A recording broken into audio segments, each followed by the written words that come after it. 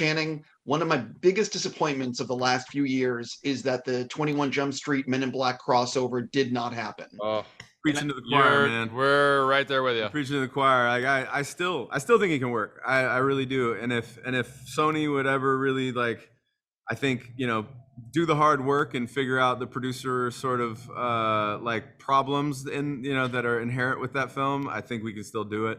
But right now it's still, I don't know why they're just not motivated to do it. It's a big overhead on that movie.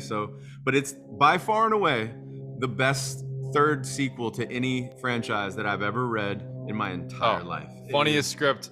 One of the funniest scripts I've ever read. Bar none. Yeah. I would not say that if I didn't really, really believe it, because I don't like being wrong. Yeah. Specifically about that. I have so many other questions, but I think the holdup is probably that all the people in Men in Black have to have their contracts renegotiated for the producing deals to make this all happen. Am I wrong on this, or is it one of these things? No, there's Spielberg, Neil Moritz, and who's the other? Walter Parks, and they're big, two big franchises that have to they're marry. Giant producers, on that. And then once everybody's kind of not willing to come off their feet, you end up having a producer fee that's essentially maybe more than the actual budget of the movie. So it's healthy. I need fucking angry about this. Anyway, let's move on to Dog. So I know, listen, this is your directorial debut for both of you. What was it about? Did you come close to directing something else, or was it always, in the last few years, were you just looking at this? No, we got really on the 1 yard line. We were doing all kind of actual prep and real creative steps for Gambit. And I worked on the movie for almost 4 or 5 years, and then Reid for about 2.5. And I went through 3 different directors on the movie, but they ended up coming off and on for lots of different reasons, for studio stuff, for their stuff, my stuff. And then we kind of took the script away and worked on it really hard, fell in love with it. And we were like, look, I don't think anybody knows this script like we do. And that didn't unfortunately happen because it got sucked up in the acquisition of Fox by Disney and Marvel. And so now we had to kind of start at scratch, and we found a little dog movie that we fell in love with. Yeah, still hold out a little hope that Gambit comes to life at some point, but light a candle for it. Definitely. You guys, listen, you thank a lot of people in the credits, but I want to ask you, 3 people you specifically thanked were Alan Horn, Seth Rogen, and Soderbergh. What were those? Why did you thank those 3 people? Well, Alan is...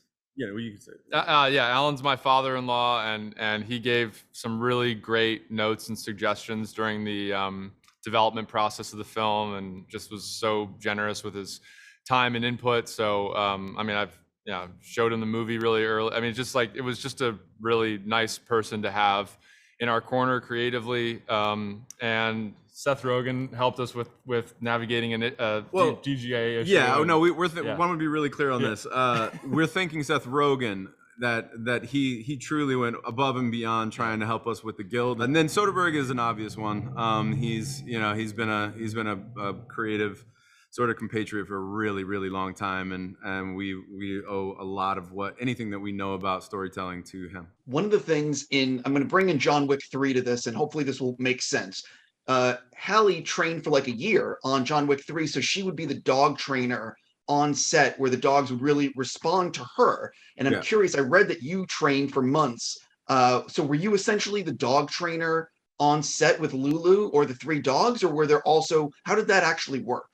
Yeah, so it was really complex, actually. So Hallie and John Wick, she is controlling all the dogs, and they all listen to her. She's like the mother. In our movie, the dog's not supposed to listen to me.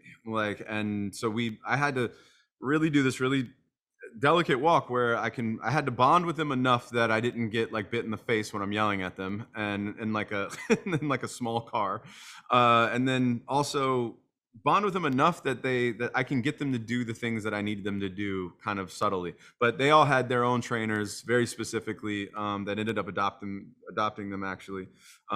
So yeah, it was kind of a bit of a two-hander. I would work my certain things that I needed to do with them, but really the trainers were like magicians with these dogs. I love talking about the editing process because that's where it all comes together. So when you guys first got in the editing room, were you ready to jump through the window, or were you like, oh, we have it?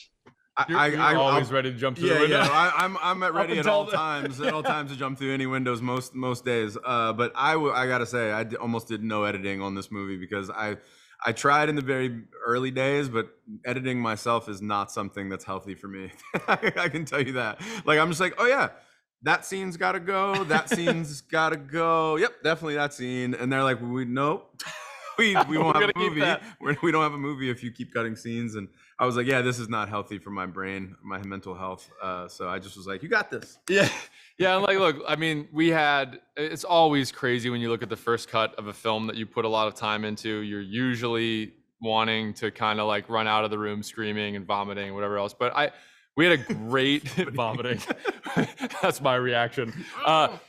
Our editor was so extraordinary. Yeah. Leslie Jones. I mean, she's cut. I mean, she cut The Thin Red Line. She cut, Paul Thomas Anderson's movies, some of them, and her father was an extraordinary editor who cut films that inspired us to make movies in the first place. So we just had someone who, from the very beginning, she was the only person we met with. We couldn't believe that she said yes. So she was there to guide us along the way, and that was a lovely, lovely process. I honestly savored a lot of the wisdom that I got from her and some of the moments that we had cutting the film. Yeah. I gotta go, but are you guys planning on doing another film together, directing again? We don't have one right now. I mean, I'll only direct again with my buddy here. I'll only really directing, I think, with him. But if I'm not in the movie, I won't be in every frame of the movie again. That was not exactly a fun experience. But maybe if I find the right story that I feel like. But I'll always be in his movie. On that note, thank you so much. I really hope it's a huge hit for you guys, and great talking with you both. Appreciate you. Good to see you again, man. Yeah. Later.